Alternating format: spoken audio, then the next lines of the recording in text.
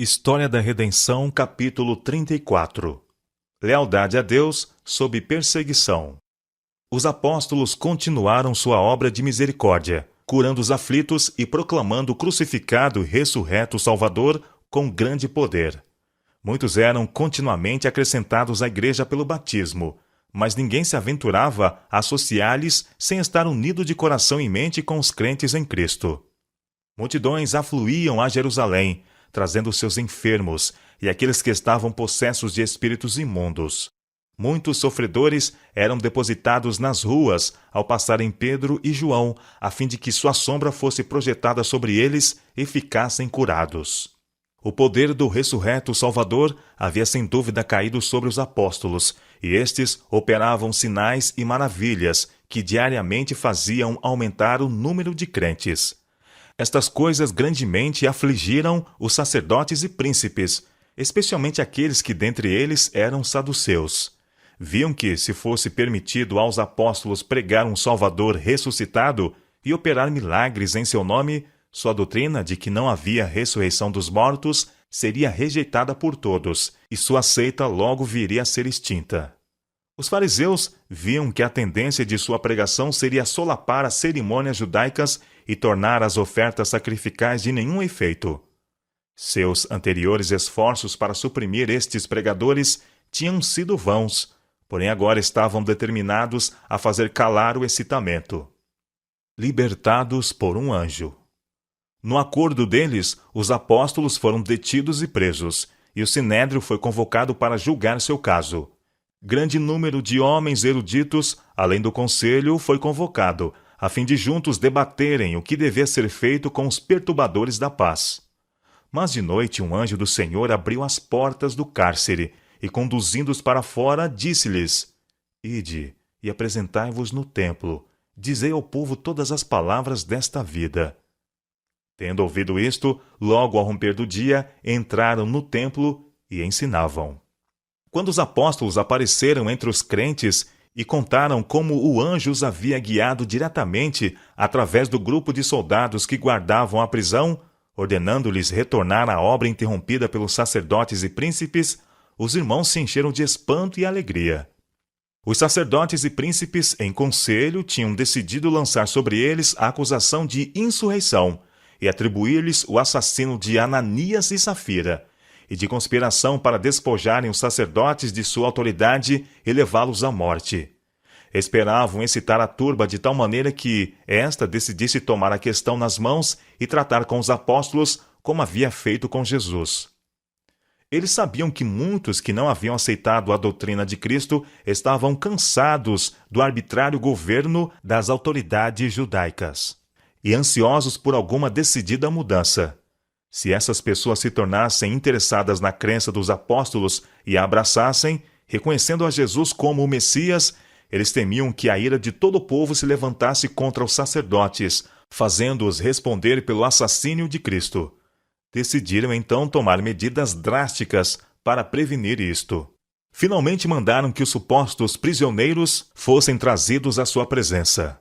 Grande foi o seu espanto ante a resposta de que as portas da prisão foram encontradas seguramente fechadas e a guarda estacionada diante delas, mas não se encontravam os prisioneiros em parte alguma. Logo chegou a notícia: Eis que os homens que recolhestes no cárcere estão no templo ensinando o povo. Embora os apóstolos tivessem sido miraculosamente libertados da prisão, não escaparam ao interrogatório e castigo. Cristo dissera, quando estava com eles: Estai vós de sobreaviso, porque vos entregarão aos tribunais. Enviando um anjo para os livrar, Deus lhes dera um sinal de seu amor e certeza de sua presença. Tocava-lhes agora sofrer por amor daquele a quem estavam pregando. O povo estava tão perturbado pelo que tinha visto e ouvido que os sacerdotes e príncipes sabiam ser impossível excitá-los contra os apóstolos. O segundo julgamento. Nisto, indo o capitão e os guardas, os trouxeram sem violência, porque temiam ser apedrejados pelo povo. Trouxeram-nos, apresentando-os ao sinédrio. E o sumo sacerdote interrogou-os, dizendo: Expressamente vos ordenamos que não ensinasseis nesse nome, Contudo, encheste Jerusalém de vossa doutrina, e quereis lançar sobre nós o sangue deste homem. Eles não estavam tão dispostos a levar a culpa pela morte de Jesus, como quando se associaram ao clamor da vil turba: seu sangue caia sobre nós e nossos filhos. Pedro, com os demais apóstolos, tomou a mesma linha de defesa que tinha seguido em seu primeiro julgamento. Então Pedro e os demais apóstolos afirmaram: antes importa obedecer a Deus do que aos homens. Foi o anjo enviado por Deus que os libertou da prisão, ordenando-lhes a ensinar no templo.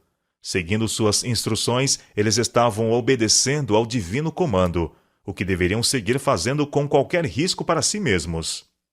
Pedro continuou: o Deus de nossos pais ressuscitou a Jesus, a quem vós matastes, pendurando-o no madeiro. Deus, porém, com sua destra, o exaltou a príncipe e salvador, a fim de conceder a Israel o arrependimento e a remissão de pecados. Ora, nós somos testemunhas destes fatos, e bem assim o Espírito Santo, que Deus outorgou aos que lhe obedecem. O espírito da inspiração estava sobre os apóstolos, e os acusados se tornaram acusadores, lançando o assassínio de Cristo sobre os sacerdotes e príncipes que formavam o conselho. Os judeus ficaram tão irados que decidiram, sem qualquer outro julgamento e sem a autoridade dos oficiais romanos, tomar a lei em suas próprias mãos e matar os prisioneiros. Já culpados do sangue de Cristo, estavam agora ávidos de manchar as mãos com o sangue de seus apóstolos. Mas estava ali um homem de saber e alta posição, cujo claro intelecto viu que esse violento passo traria terríveis consequências. Deus suscitou um homem de seu próprio conselho, para deter a violência dos sacerdotes e príncipes. Gamaliel, o sábio fariseu e doutor, um homem de grande reputação, era uma pessoa de extrema precaução, que antes de falar em favor dos prisioneiros, pediu que eles fossem removidos. E então falou com grande ponderação e calma: Israelitas, atentai bem no que ides fazer a estes homens, porque antes destes dias se levantou Teudas, insinuando ser ele alguma coisa, ao qual se agregaram cerca de 400 homens. Mas ele foi morto, e todos quanto lhe prestavam obediência se dispersaram, e deram em nada.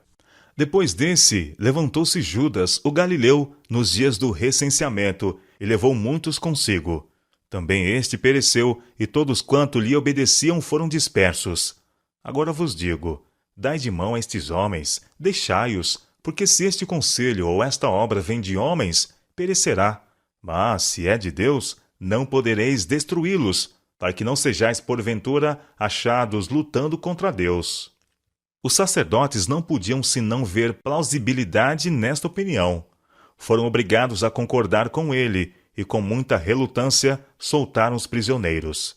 Depois de os castigar com varas e insistir com eles, vez após vez, a não mais pregarem em nome de Jesus, ou suas vidas seriam o preço de sua ousadia.